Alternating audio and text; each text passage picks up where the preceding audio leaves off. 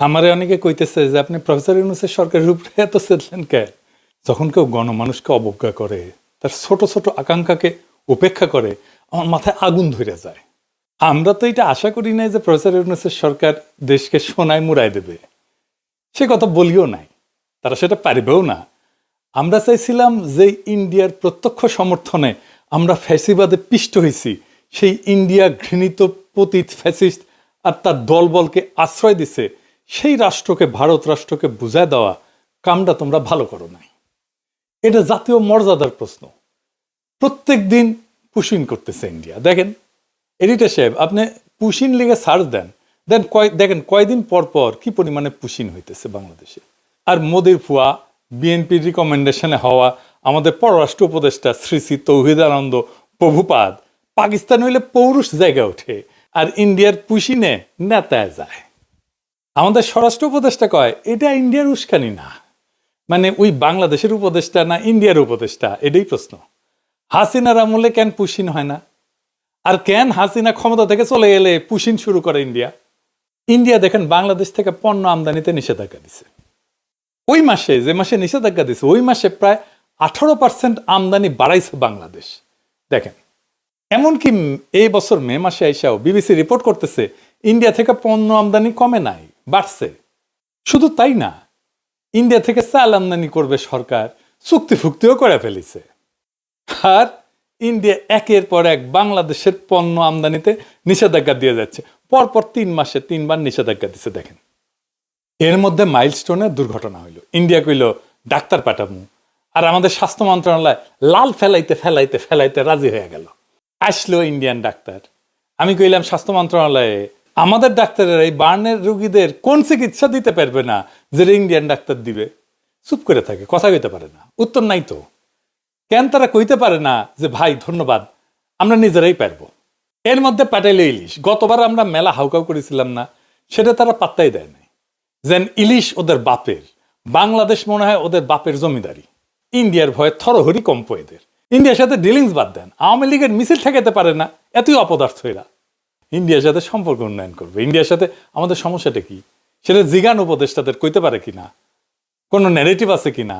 হাসনাত আবদুল্লাহ কইছে যে এই সরকারের যে কোনো ব্যর্থতা আমাদের দোষ দেয়, দিবেই তো। এই সরকারকে কে বানাইছে? ওয়াকার, ছাত্ররা আর আসিফ নজরুল। তো দায় নিবা না কেন? পুরা জুলাইকে তো তোমরা মিডিল ক্লাসের ন্যারেটিভ বানাই ফেলছো, যেন মিডিল ক্লাস আর ঢাকা ইউনিভার্সিটির ছাত্ররা জুলাই করেছে। যেহেতু মিডিল ক্লাস এটা একা করে নাই, বেশিরভাগ করছে দরিদ্র প্রান্তিক মানুষেরা, তারা তাই জুলাই দুর্বল হয়েছে, তারা সরে গেছে, তোমরাও দুর্বল হয়েছো। ওই রাজপথের শক্তিটা দূরে সরে গেছে। যাই হোক, এই ইন্ডিয়া প্রসঙ্গে একটা গল্প মাথায় আসলো যে কেন প্রফেসর ইউনূসের সরকারের এত ইন্ডিয়া প্রেম, এত বাম্বু খেয়েও ঠিক হয় না। এক মহিলা তার হাজবেন্ডকে ডিভোর্স দিছে। তো ডিভোর্স দেওয়ার 2 বছর পরে মহিলার পেটে বাচ্চা এসেছে। তো মহিলারা সবাই জিগায় তোমার না ডিভোর্স হয়েছে? তো মহিলা কয় হ্যাঁ হয়েছে, তবে ওই মাঝে মাঝে মাপ চাইতে আসে। তো ইন্ডিয়া মাঝে মাঝে প্রফেসর ইউনূসের সরকারের কাছে মাপ চাইতে আসে। যাই হোক, আজকের বিষয় ছিল নারী আসনে সরাসরি ভোটের বিষয় নিয়ে আলাপ করা। আসেন এটা দেখি, তাইলে দেখবেন আমাদের পলিটিক্যাল পার্টি, প্রফেসর ইউনূসের সংস্কার কমিশন আর এই ঐক্যমত কমিশন কেমন ভালসুন আর মূর্খসুদা। বাংলাদেশের সংসদে এতদিন 50টা নারী কোটার আসন ছিল। তো সংবিধান সংশোধনী কমিশন সেটার বাড়ায় নারী কোটার আসন 100-তে বাড়ানোর সুপারিশ করেছে। এর উপরে এনসিপি আবার দাবি করেছে 100টা নারী কোটা আসনে নির্বাচন সরাসরি ভোটে হওয়া উচিত। মানে মরার উপরে খাড়ার ঘা। আসেন আসলে নারী কোটার আসনে সরাসরি ভোট এটা একটু বুঝে দেখি। প্রথমত আসি নারীদের জন্য আলাদা কোটা নিয়ে। এটা একটা গোত্র বা গোষ্ঠীর আলাদা রিপ্রেজেন্টেশন কখন দরকার হয়? পৃথিবীর ইতিহাসে কি এমন নজির আছে সে আলাদা রিপ্রেজেন্টেশন দিয়া সেই গোত্র করে কি? খায় না মাথায় দেয়? তারা তাদের কোন পলিটিক্যাল এজেন্ডা বাস্তবায়ন করে? এইসব কি এনসিপি ওরা জানে বা সংবিধান কমিশনের ওরা বুঝে? 2টা গোত্রের আলাদা রিপ্রেজেন্টেশনের সবচেয়ে বড় উদাহরণ আমাদের উপমহাদেশে আছে। ঐতিহাসিক বিভিন্ন সংঘাতের কারণে ব্রিটিশ ভারতের মুসলমানরা অনুভব করে যে সংখ্যাগরিষ্ঠ হিন্দুদের সাথে তাদের স্বার্থ এক না, বরং উল্টা। স্যার সৈয়দ আহমেদ খান বিভিন্ন ঘটনা ব্রিটিশ ভারতে হিন্দুদের হরেক রকমের এজিটেশন দেখা এই ব্যাপারে লেখালেখি করে যান। ভারতবর্ষের মুসলমান নেতাদের মধ্যে যেই ঘটনার ফলে এই উপলব্ধি সবচেয়ে গভীরভাবে প্রভাব ফেলে সেটা হইল 1905 সালের বঙ্গভঙ্গ। এর বিপরীতে হিন্দুদের অ্যাগ্রেসিভ রিয়াকশন দেখে আগুন জ্বালাই দিয়েছিল সারা বাংলায়। এর ফলে 1906 সালের ডিসেম্বর মাসে মুসলিম লীগের রাজনৈতিক আবির্ভাব ঘটে, যেটার ইতিহাস আগের এপিসোডে বিস্তারিতভাবে বলছি। মুসলিম লীগ গঠনের আগে 1906 সালের অক্টোবর মাসে ভারতবর্ষের 35 জন গণ্যমান্য মুসলমান নেতা প্রিন্স আগা খানের নেতৃত্বে সিমলাতে ভাইসরয় লর্ড মিন্টোর সাথে দেখা করতে যান। সিমলায় ভাইসরয়ের প্রাসাদ ভাইস রিগাল প্যালেসে এই মিটিংটা অনুষ্ঠিত হয়। সেই মিটিংয়ে মুসলমান নেতারা সর্বপ্রথম ভাইসরয়ের কাছে মুসলমানদের জন্য আলাদা রিপ্রেজেন্টেশনের দাবি উত্থাপন করে। ভাইসরয়ের কাছে মুসলমান নেতারা একটা অ্যাড্রেস ড্রাফট করে উপস্থাপন করে। সেটা ড্রাফট করছিল বিহারের সৈয়দ হোসেন বিলগ্রামি আর উত্তরপ্রদেশের সৈয়দ মীর মেহেদি আলী, যিনি নবাব মোহসিনুল মুলক নামে পরিচিত ছিলেন আর স্যার সৈয়দ আহমেদ খানের ঘনিষ্ঠ বন্ধু এবং উত্তরসূরি ছিলেন। সেই দাবিতে কি বলা ছিল, তার একটা অংশ হচ্ছে, এটা ইংরেজি যেহেতু কইছে তাহলে ঠিকই কইছে, তবে বাংলা এটা হইতেছে মুসলমানরা একটা স্বতন্ত্র সম্প্রদায় যাদের কিছু অতিরিক্ত স্বার্থ আছে যা অন্যান্য সম্প্রদায়ের সাথে মিলে না, বরং এইসব স্বার্থ যথাযথভাবে প্রতিনিধিত্ব পায়নি। এর ফলে সিমলা ডেপুটেশনে মুসলমান নেতারা ভাইসরয়কে জানায় যে সামনে ব্রিটিশ ভারতের যেই নতুন সাংবিধানিক রিফর্ম বা সংস্কার আইন আসতেছে সেইখানে যেন মুসলমানদের জন্য সেপারেট ইলেক্টোরেট বা আলাদা ইলেক্টোরেট থাকে। অর্থাৎ মুসলমানরা ভোট দেবে মুসলমান আসনে, হিন্দুরা ভোট দেবে হিন্দু আসনে। এটার একটা নাম ছিল রোয়েদাদ। লর্ড মিন্টো মুসলমানদের স্বার্থ রক্ষার প্রতিশ্রুতি দেন এবং 1909 সালে যেই মোরলে মিন্টো অ্যাক্ট পাস করা হয় ব্রিটিশ পার্লামেন্টে ভারতবর্ষের সংবিধান নিয়ে, সেখানে সর্বপ্রথম মুসলমানদের জন্য আলাদা ইলেক্টোরেট বরাদ্দ করা হয়। এইখানে মুসলমানরা কেন এরকম অনুভব করলো, তাদেরকে হিন্দুরা কি চোখে দেখতো, এসবের ইতিহাসের বাস্তবতা একদম ইতিহাসের বিভিন্ন লিটারেচার যেমন বঙ্কিম, শরৎচন্দ্র, ডিএল রায়, নীরজ চৌধুরী এদের কাছ থেকে কোট করেই প্রমাণ করে দেখানো যাবে, সেটা অন্য আলাপ। এর ধারাবাহিকতা এবং আরো অসংখ্য ঘটনার ফলশ্রুতিতে 1947 সালে পাকিস্তান রাষ্ট্রের আবির্ভাব ঘটে। এছাড়া আর একটা উদাহরণ আছে বেলজিয়ামে। বেলজিয়ামের দুইটা গোত্র আছে, ওয়ালুন যারা ফরাসি ভাষায় কথা বলে, আর একটা হচ্ছে ফ্লেমিশ বা যারা ডাচ বা ওলদান ভাষায় কথা বলে। ফেডারেল পার্লামেন্টে এই দুই গোত্রের রিপ্রেজেন্টেশন সেপারেট, তাদের আলাদা আলাদা সিট মানে সেপারেট ইলেক্টোরেট। এছাড়া এদের নিজস্ব আলাদা পার্লামেন্টও আছে, মানে খালি ওয়ালুনদের জন্য পার্লামেন্ট আর খালি ফ্লেমিশদের জন্য পার্লামেন্ট। তাইলে এতক্ষণ ধরে যা বুঝলাম আমরা, সেটার মর্মার্থ হচ্ছে একটা গোত্র বা গোষ্ঠী তখনই নিজেদের জন্য আলাদা সেপারেট ইলেক্টোরেট অথবা রিপ্রেজেন্টেশন দাবি করে যখন তারা অনুভব করে যে তাদের স্বার্থ অন্য গোত্র সংরক্ষণ করবে না। তারা অন্য গোত্রের মানুষকে বিশ্বাস করে না এবং অন্য গোত্রের মানুষ যা করবে যে সেটা তাদের স্বার্থের ঠিক বিপরীত হবে। এখন এই যে নারীদের জন্য আলাদা সংরক্ষিত আসন, এটা তো একটা হাসজারু মার্কা আলাদা রিপ্রেজেন্টেশনের বুদ্ধি, একদম টিপিক্যাল বাঙ্গু প্রগতিশীল মার্কা বুদ্ধি। কিরকম প্রগতিশীল, এই যে দেখেন দিল্লির মাল মতিগঞ্জ প্রথম আলো এটার একদম ডাইহার্ট প্রমোট করে।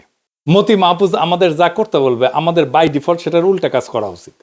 আসেন এটার ভিতরের বিষয়টা একটু বুঝে দেখি।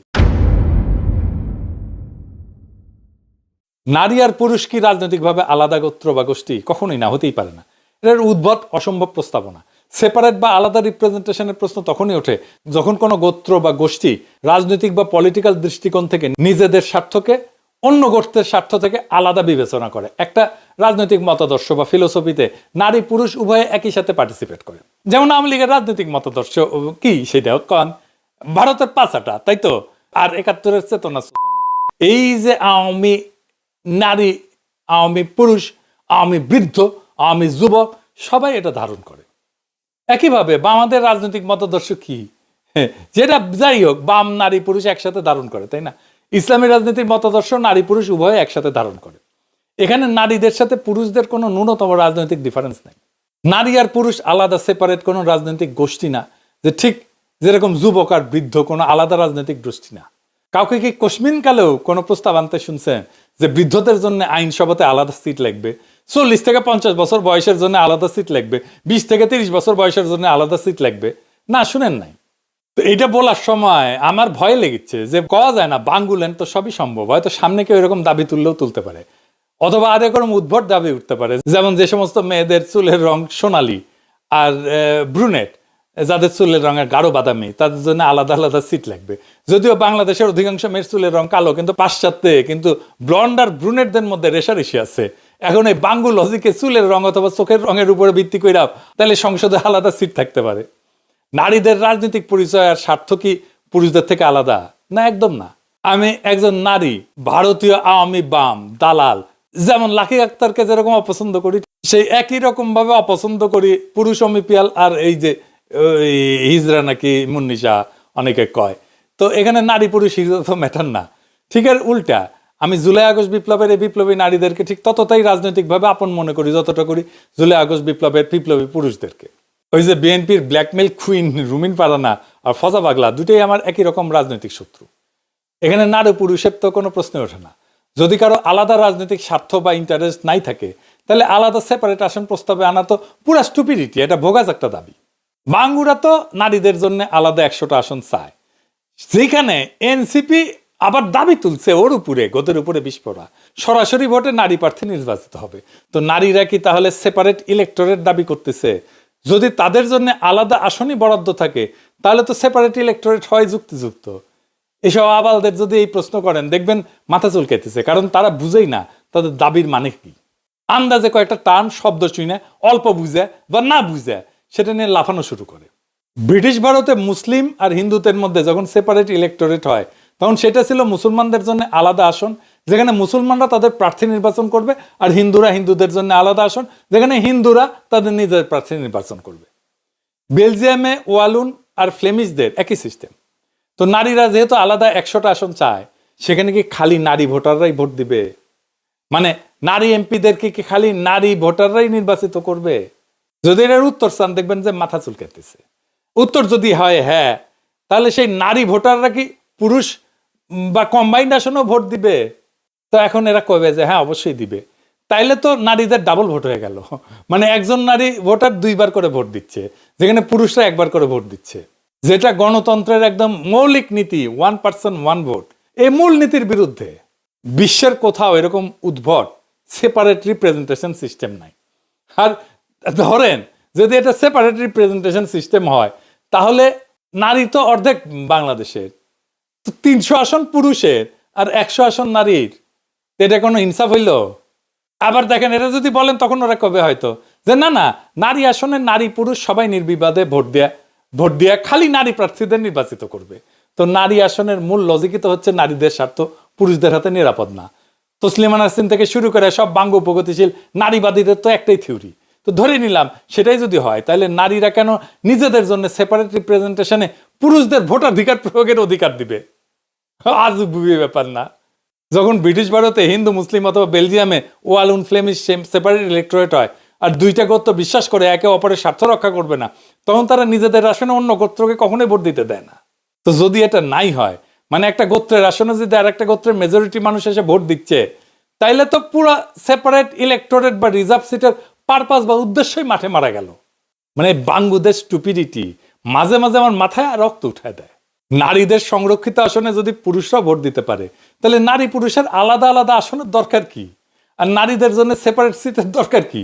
পুরো ব্যাপারটা এতই বোগাস, এতই বুলশিট যে বিশ্বের কোনো পাশ্চাত্য দেশের আইনসভায় এরকম নারীদের জন্য আলাদা সংরক্ষিত আসনের কোনো বিধানই নাই। আছে? নাই। জি আর ঠিকই শুনেছেন, পাশ্চাত্যে কোনো দেশে নারীদের জন্য কোনো আলাদা নারী কোটার আসন নাই। পাশ্চাত্যরা তো নিজেদের নারী স্বাধীনতার নারী ক্ষমতায়নের সূতিকাগার বলে মনে করে, বাঙ্গু প্রগতিশীলরা তাই বলে। সেই পাশ্চাত্য জগতে 20 শতাব্দীতে নারীরা প্রথম ভোটাধিকার পায়। সেটা পাওয়ার পর থেকে আজ পর্যন্ত একটা পশ্চিমা দেশ, জাপান, কোরিয়া, কোথাও এই নারীদের জন্য আইনসভায় কোটা নাই। তাদের ইতিহাসে কখনোই ছিল না। আমেরিকা বলেন, কানাডা বলেন, ইংল্যান্ড বলেন, অস্ট্রেলিয়া বলেন, ইউরোপ বলেন, কোথাও এই বোগাস সিস্টেম নাই।